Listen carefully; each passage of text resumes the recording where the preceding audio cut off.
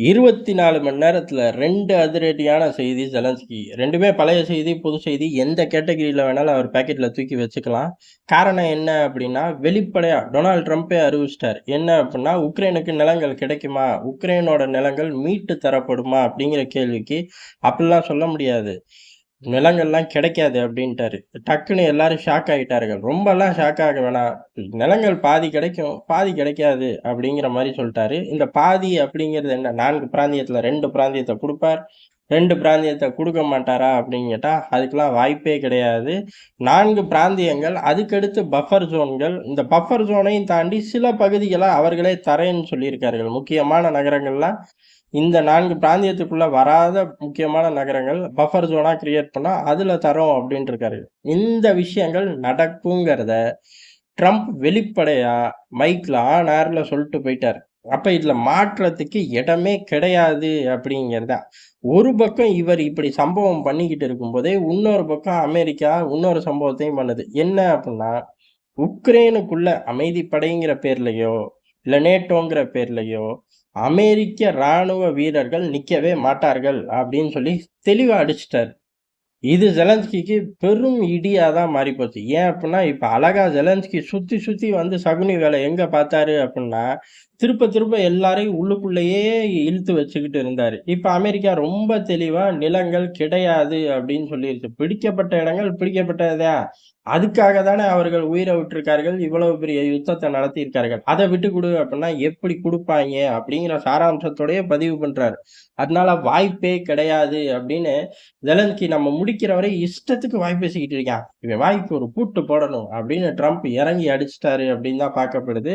அப்ப முடிஞ்சு போச்சு. நிலங்கள் ரஷ்யாவுக்கு சொந்தம் அப்படிங்கிறது தான்.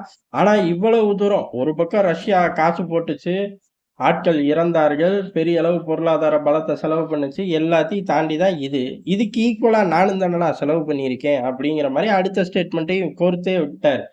ஏன் அப்புட்ன்னா, முட்டாள் தான் பணத்த இப்படி கொண்டு போய் கொட்டுவான். சத்தியமா அமெரிக்கர்கள் முட்டாள் கிடையாது அப்டின்ட்டு போயிட்டாரு. அது ஊரறிஞ்ச உண்ம தானே! அன்னை அமெரிக்கா என்னைக்கு முட்டா பையன் மாரி இருந்திருக்கான்? இருந்திருந்தா அன்னை அமெரிக்கான்னு நாங்கலாம் சொல்ற சூழ்நிலை உருவாகியிருக்குமா? அது எல்லாருக்கும் தெரிஞ்ச விஷயம் தான்.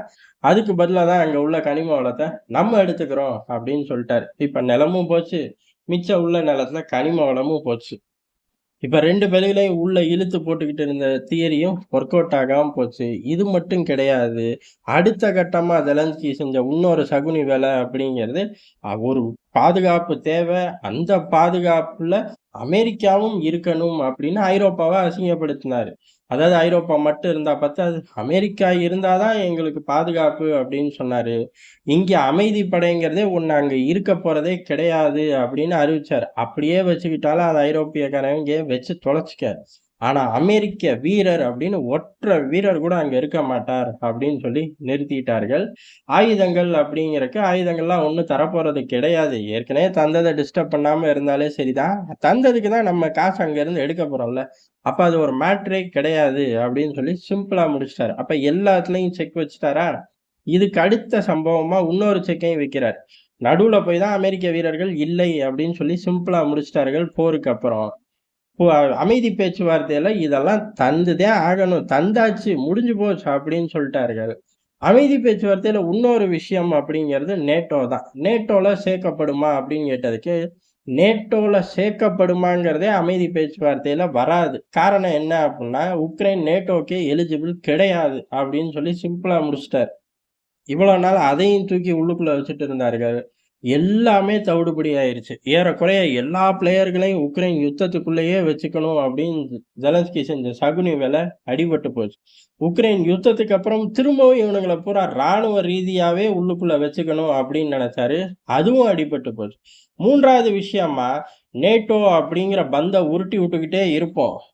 ட்ரம்ப் கட்சிக்கே என்ன அமெரிக்காவ எழுதியா குடுத்துருக்கு. அடுத்து பைடன் கட்சி வந்தா, அந்த பந்த கொஞ்சம் சிக்ஸர் அடிக்க ட்ரை பண்ணுவோம். அந்த மாரிலாம் யோசிச்சு நேட்டோ அப்படிங்கிற கார்ட கையிலேயே வச்சிருந்தாரு. "நீ கையிலேயே வச்சு தொல ராஜா. ஆனா நீ அதுக்கு எலிஜிபிளே கிடையாது போ" அப்படின்னு சொல்லி சிம்பிளா செதற அடிச்சுட்டாரு. இப்ப முக்கியமா நேட்டோ அப்படின்னு 1000 நபர்கள் உள்ள இருந்தாலும், அண்ணன் அமெரிக்கா இருந்தா அதோட வெயிட்டேஜே கூட. அந்த அண்ணன் அமெரிக்காவே "நீ எலிஜிபிள் இல்லடா, போடா" அப்படின்ருச்சு. அப்ப என்ன அர்த்தம்? ஒண்ணுமே சாதிக்க முடியாது அப்படிங்கிறது தான். இந்த யுத்தம் ஆரம்பிக்கும்போது சொந்த நாட்டு மக்களுக்கு ஜெலன்ஸ்கி எதெல்லாம் சத்தியமா குடுத்தாரோ, அதுல ஒண்ணு கூட நிறைவேற போறதில்லை அப்படிங்கிறது தெளிவாயிருச்சு.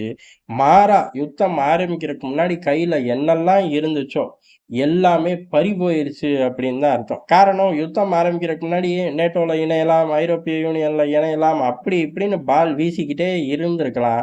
ஆனா இப்ப எலிஜிபிளே இல்ல போ அப்படின்னு தூக்கி வீசிட்டார்கள். அப்ப நிலமும் போச்சு, வாழ்வாதாரமும் போச்சு. ஏன் அப்டின்னா, யுத்தத்துக்கு அப்புறம் கனிம வளத்த அப்புறம் அமெரிக்கா எடுத்துட்டு போகுது.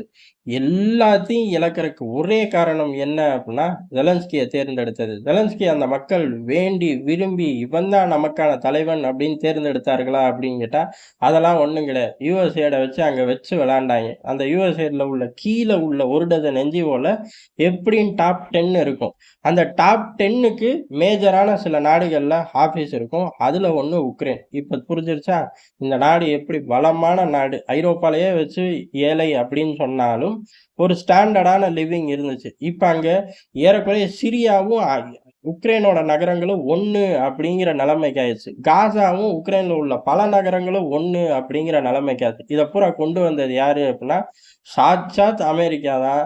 அண்ணன் அமெரிக்காவோட அந்த யுஎஸ்ஏடு, அது கீழ உள்ள என்ஜிஓக்கள் எல்லாம் சேர்ந்து தான் இந்த பர்ட்டிகுலர் சர்கம்ஸ்டன்ஸ ட்ரிகர் பண்ணி விட்டார்கள்.